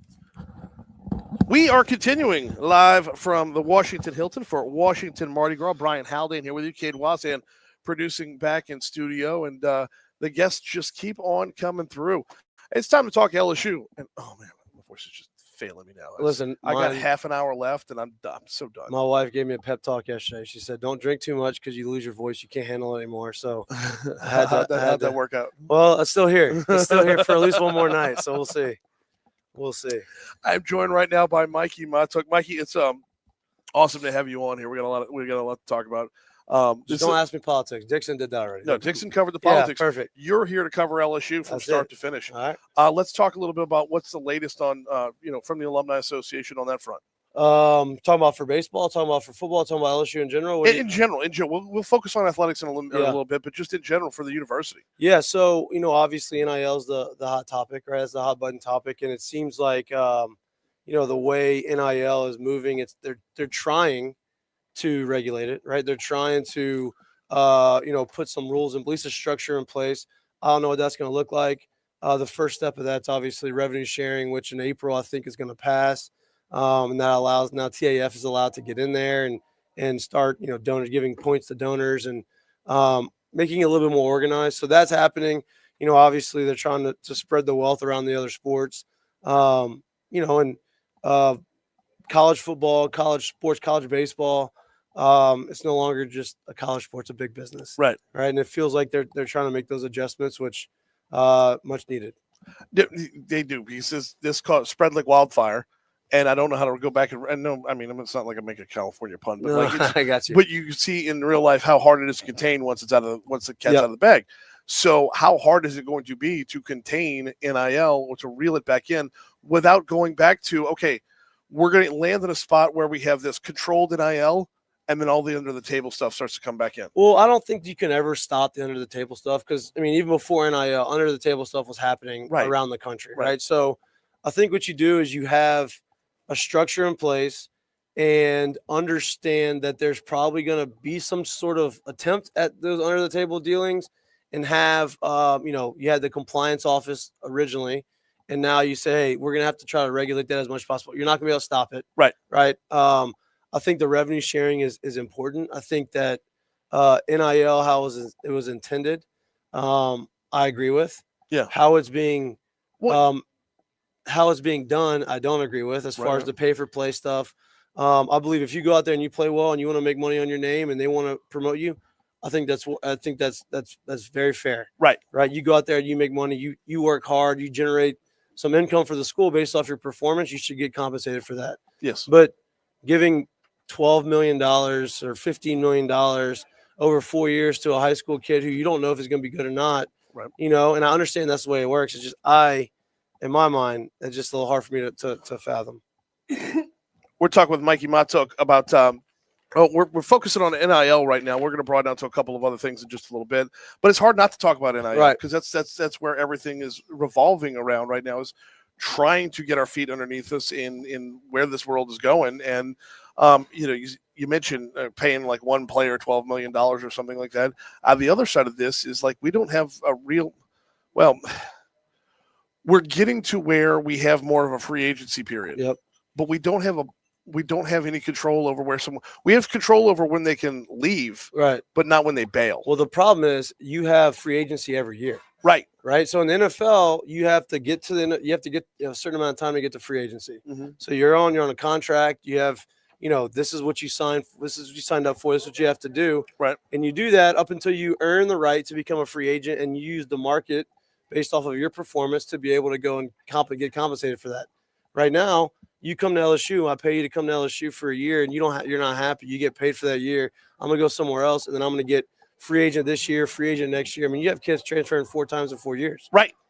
And when they transfer is a big. Well, when they're allowed to transfer is set. When they say I'm done playing because I'm going to enter the portal, that's Right. a whole other thing. Yep. And I don't know how to get that under wraps. Yeah, I don't understand. I think that there's got to be, I think honestly, Nick Saban should be the commissioner of college football. I think that would be a good thing. I think that's what they're going to have to do, right? Like whether it's him or somebody else, the NCAA and the way they're running it, is not the way it needs to be. There needs to be a whole nother entity, a whole nother group of people controlling, or not really controlling, but monitoring and regulating how NIL, how transfer portal stuff works, because having guys being able to go in the portal every year is not the right way. And I think a lot of coaches would agree with that. I just want to go back to the part where you said put Nick Saban in charge. That is unbelievably brilliant. Yeah. Think about that. I mean, it's been, I'm not the only one saying that. I wish it was my idea. I think it just makes so much sense. Yeah, I mean, does. you had McAfee and the crew on game day pushing him doing all year to go, because he's been great. Yeah. Nick Saban has been great on college game day, on TV and on radio and whatever he's doing. And so he's got a very good understanding of how football works. Obviously, he is super, super successful, but also understands that he's not the, hey, get off my lawn guy. I understand there needs to be change. Right. But there needs to be change in a sustainable way. Right. No professional sport is modeled the way college football is modeled. College sports is modeled right now. Who is going to have that level of love for both the players and the game? Right. Exactly. Both the players and the game. He wants to protect both because that's who he's been his entire career. That is a brilliant. James Franklin was pushing forward on the interview before the quarterfinal game. Oh. He mentioned, he said, "Let me know when you're going to be the commissioner, because that's you should be." That's so good. Yeah. We're talking with Mikey Matuk for a couple more minutes here. Broadcasting live from Washington Mardi Gras. Of course, our coverage presented by Baton Rouge Metro Airport, presented by Rev, presented by Presley Wealth Management, and Restore the Mississippi River Delta. Mikey, let's move from football to those down ballot sports, the Olympic sports. How do we keep those viable through NIL? So that's going to be the tricky part, right? Yeah. Because they're trying to part of that revenue sharing deal that they're going to have is you're going to have a allotment of money to go to certain sports. And my fear is some of these smaller sports are going to kind of get lost in the shuffle and not be able to get funded. Yeah. And so that's a shame, because when I was in school, and I had a lot of friends that were on the swimming and diving team, and that were on the soccer teams or tennis teams or whatever they were, and those sports don't make money for the school. Right. But they're necessary because you're bringing in students, you're bringing in international students to come to school, come to LSU, and you're giving these athletes an opportunity to get a higher education and be part of a community in LSU, which anybody that comes in here will tell you that it's one of the better places to be as far as community goes and culture, and everybody just kind of gravitates towards LSU. So my fear is that if they don't do something, or some of the sports are going to kind of go by the wayside. I worry about that, but I worry about it all the way up to at LSU. To me, at LSU, it can go as high as basketball. Yeah, I think football will always be taken care of. I think LSU fan base will take care of baseball as well. We've never been as invested in basketball as we should be, and we're seeing around the Southeastern Conference right now where we've got good investment in basketball right now, but we're still being outpaced by the rest of the conference. Right. So you talk about swimming, diving, you talk about track and field, you talk about cross country, whatever the case might be. You look that far down, it could go that far up as well. So I agree, and I think that what the SEC is doing in basketball is going to be similar to what they did in football, right? SEC and football kind of separated themselves as the premier conference. And so everybody else in the conference had to elevate their game to keep up with that, right? They understood, hey, there's a spotlight on us. We're really good. We have an opportunity to attract a lot of athletes because they want to be in the SEC. Now everybody can go to Alabama or LSU or somewhere else. And so what it did was it elevated all the other teams. And I think basketball is going to have the same effect. You're seeing it right now a little bit in LSU. Matt McMahon, who I'm a fan of, I think he's a great basketball coach. I think he's great X's and O's. I think he's starting to understand what he needs to do to go and raise the NIL money. And that's evident by his recruiting class coming in next year. It's a top 3 recruiting class in the country. He's bringing in talent. Basketball is one of the few sports that you can flip your team around in 1 year based off of recruit, based off 1-2 players. And so I think you're seeing NIL and you're seeing the SEC, how talented it is, elevate some of these other schools. Do we have the pockets to keep up with this in the state? And that's the other thing. That's the other. As it stands now, no. Yeah. I think we have enough to be competitive, and I think that there's going to have to be. I know Brian Kelly's talked about it a lot. There's going to have to be a conversation about, hey, do you think this is the best place for you to develop on top of the money that we're able to get you? Is it all about the paycheck or the dollar signs, or is it about, hey, you're going to get a little bit of money and then you're going to have the ability to get to the next level? So as it stands now, I don't think that we have the ability to, we definitely don't have the ability to compete with A&Ms and the Texases and all these people at Arkansas who has all this money coming in, and, you know, Phil Knight at Oregon dropping all this money. We don't have that. That's not sustainable. I don't think that's sustainable for a lot of schools around the country. Right. But with the revenue sharing and the way they're trying to structure it, I think it is. I think you can keep up with it. I think that, you know, especially in those smaller sports like basketball, I say smaller, but basketball, they don't have as many players. You can go and you can be strategic about how much money you spend on how many players you spend it on. Yeah.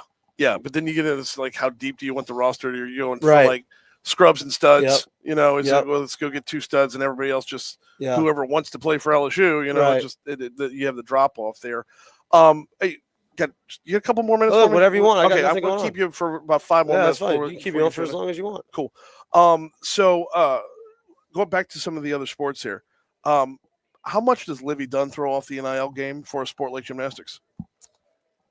So she is so unique, very unique, because her value, she's a very good gymnast. Yeah. Right. And I've gotten to know Livy, and she's a great girl. And, you know, obviously I've become friends with Paul, and they're great. Yeah. And she's taken advantage of her popularity, her modeling career with Viore and all these other sponsors. But she's unique in the sense that she was getting this because of the influencer that she was coming into LSU.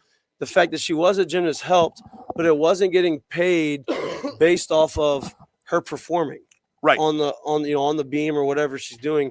It was, hey, I'm a good steward of LSU. I am popular because of my social media following. I'm carrying myself the right way, and she's getting some of these endorsement deals because of that. And so she's just a very unique case in the NIL, which it's good for LSU because you can lean on that. Yeah, but it is great for LSU because she gets to be a recruiting tool. Right. But when hopes, dreams, and aspirations of gymnasts saying, I want to make NIL dollars the same way she does, they have to understand that it's not just the gymnastics No. here. This is so much bigger than that. Well, majority of her money is not getting paid by LSU. Right. Right. It's getting paid by national sponsors and all these big companies. And so that's where the uniqueness comes in play, right? A lot of these other guys and other athletes, hey, we're going to give you some NIL money from the school or from the collective or whatever it is. And that's where a lot of their money is coming from. Her, on the other hand, is coming from a lot of national sponsors. Angel Reese was the same way. Yeah. Right. She was getting a lot of money from sponsors outside of LSU, which LSU is facilitating that. They're helping these athletes be able to get those endorsement deals, not necessarily through LSU. I got a couple of minutes left with Mikey Matzuk. We're going to pivot the conversation entirely. All right. For the Talk 107.3 audience who hadn't been keeping up with you lately. What are you up to? Yeah. So I am in the real world now. Yeah. Yeah, I'm in the commercial insurance world. Okay. I am a partner at a commercial insurance company here in Baton Rouge, or down in Baton Rouge, Perkins McKenzie. Okay. I've been doing it for about, feels like 10 years now, but it's been not even, almost 3. Yeah. It was the first thing I did after I was done playing. You know, I played for a really long time, had a very fortunate career. Felt like I feel like I had a lot left in the tank. Yeah. And didn't want to play. Didn't want to end it. It wasn't my decision. Sometimes the phone just doesn't ring anymore, and you got to figure out where you want to go and what you want to do. And I had a mentor of mine, a family friend of mine that was in this industry, and he brought me along. He gave me an opportunity, and he kind of showed me the ropes, and learned a lot from him. And then I had an opportunity to become a partner in this insurance agency in Baton Rouge, and so it's been really good for me. A lot of the same things you do in sports, right? Training and the stuff that you learn through playing sports, it very directly correlates to business. Repetitions, man. Absolutely. Repetitions. And then work Absolutely. ethic and understanding communication, understanding what a team looks like. And so I'm trying to take those characteristics and those lessons that I've learned and apply it to my business acumen and see what happens. It's been good so far, and a lot of work to do. It never ends. What's your mission here at Washington Mardi Gras? Everybody comes up here with a purpose. Yeah. They know what they want to do. What's your mission here? So for me, look, my cousins up in North Louisiana, they've been coming here. My uncle's been coming for 39 years. Okay. So he's in the crew, and they do it every year, and it's something that he has told me about for a long time. Hey, you need to come to Washington Mardi Gras. Great networking. It's great people to meet. And I've never been able to do it because baseball was always right around the corner. Yeah. And so I never wanted to get stuck here, do something and not be able to leave in time for spring training or miss workouts or do any of that. So once I was done playing and I kind of got settled in the career that I was in, I said, I'm gonna come out this year and I'm gonna do it. And I'm gonna go out there. And there's a lot of people from Lafayette, from Baton Rouge, from Louisiana, obviously. And I wanted to get my name out there, let everybody know what I'm doing. They see me as the athlete. Yeah. There's a lot more to me than that. And so, having these conversations. Oh, what are you doing now? Oh, I'm doing this. Oh, I didn't know that. Tell me what y'all do. Those types of things, getting my name out there, representing the company that I'm with, and, trying to make some connections and as many contacts as I can. This is the place for it. That's though, it. man. That's This what is I've the place heard. for it. It's been Did it great. live up to the hype? It is. It's living up to it as we speak. Obviously, unique year because of the weather. But yeah, you rolled with Dixon up to Alexandria. he drove me. Oh, Yeah, geez. Dixon drove me up in the minivan. I fell asleep too. It was great. He and his wife were in the front, and I was sleeping in the back. It was amazing. So good. It was amazing. And then, but honestly, crazy thing about it is, I got refunded on my whole flight. Okay. And I gave up, and my uncle was like, "No, there's a flight out of Ellick. We're gonna rent some cars." So I took a one-way from Ellick to DC. Yep. And then I have a one-way back tomorrow from DC to Baton Rouge. It was $300 cheaper. So worked See, out. flying It BTR. worked out for We get everybody. to the second to last segment of the whole show. Finally got somebody flying That's BTR it. at Baton Rouge Metro Airport sponsoring the whole broadcast. So glad to get that. I love Baton Rouge Airport. Yeah, it's great. We have a fantastic Easy airport. to get in and out. Yeah. They did a really good job of redoing it. The best way to sell Baton Rouge's airport is to go to another airport. Yep. You'll learn, you appreciate what you have once you see how much everybody else sucks. And the beauty of this, right? The better, all of the changes they're trying to make. We're gonna get a little politics. All the changes they're trying to make in Louisiana, all the business they're trying to bring in. All that's gonna do is help travel, right? Yeah. Because the more people you attract, the more flights you get out, the more direct flights you may have out of Baton Rouge. Because hey, you may be going to DC more, you may be going different areas, and so I think that's obviously gonna help too. You heading down to the LSU suite? I'm gonna be up there in a little bit. Yeah, I'm gonna make the rounds and Right. maybe try to take a little nap before. Sage advice Yeah. from Mikey Montek. I appreciate you hopping on Yeah, board man, for a thanks couple for minutes. having me. Thanks a Yep, million. of course, We anytime. take one more break, come back. We'll close it out next on Talk 107.3.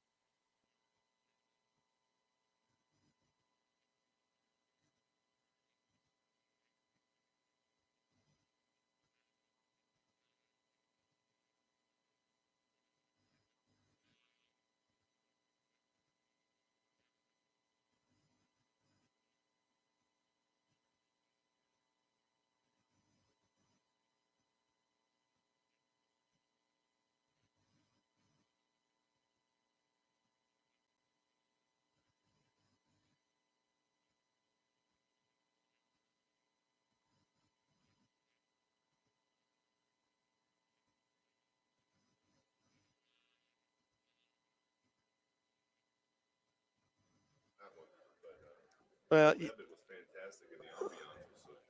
yeah, I went there. The first time I went there was when my wife and I came here in 2006, while the Saints were getting their ass beat in the NFC Championship game.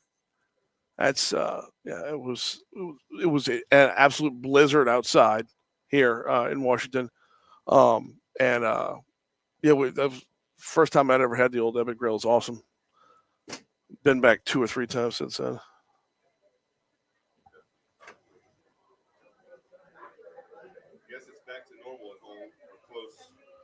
Yes, it is.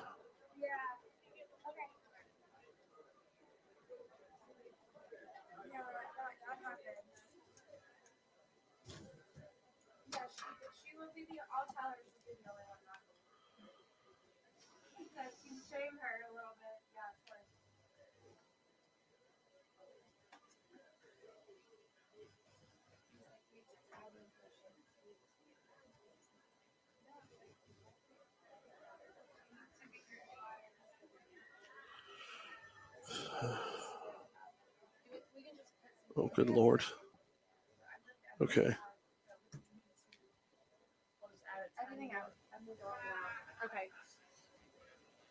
It's in all the bags. This is all what they're selling and what we're using out in the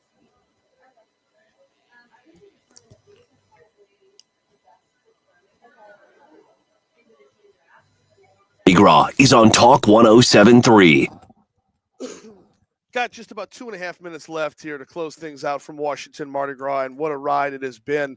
Every year they say, it's a marathon, not a sprint. This year is kind of a mid-distance race because the weather just screwed everybody up. And stories will be told about that for years, I'm sure. I do want to thank all of our sponsors one more time. Presley Wealth Management, Rev. We get to talk with Rev yesterday. What a great conversation that we had with Josh from Rev yesterday. Talk about what they've got coming up when it comes to high-speed internet and the installation throughout Louisiana, and even in our area. I mean, it feels like we're pretty up to speed in the greater Baton Rouge area, but Rev covers a lot of distance further south and whatnot. The work that they are doing and will be doing is just phenomenal. Check them out. Check if you get the chance. The interview was yesterday. It's available at talk1073.com. The only folks we haven't gotten to talk to while we're up here, I talked to Matt Kennedy before we came from Presley Wealth Management. The only folks we haven't gotten to talk to while we're up here is Restore the Mississippi River Delta. And they also often put us in touch with, coastal preservation and the Pontchartrain Basin people. And I look forward to those conversations every year because they're a great example of what Washington Mardi Gras is from an advocacy perspective. We've heard business people, we've heard politicos, we've heard, our elected officials talking about getting that opportunity to network on a one-on-one level, on a retail level, and you might not get your whole meeting done standing out in the hallway or over in the 65th Parish, but what you will do is you'll trade business cards and take a couple notes, and you're setting the table for the conversation to be had once you get back home.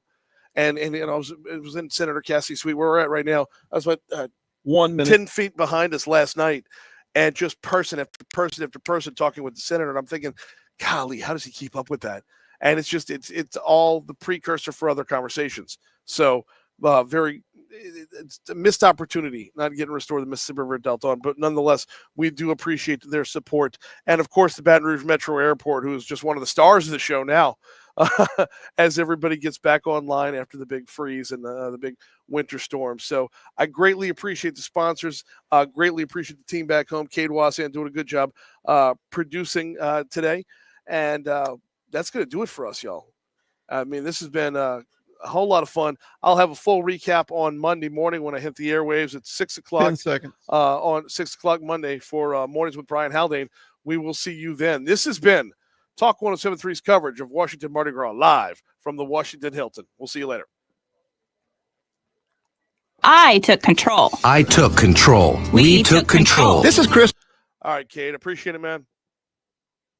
All right, no problem. Later. Later. Yeah, we're going to get out of here, Facebook. We'll see y'all later.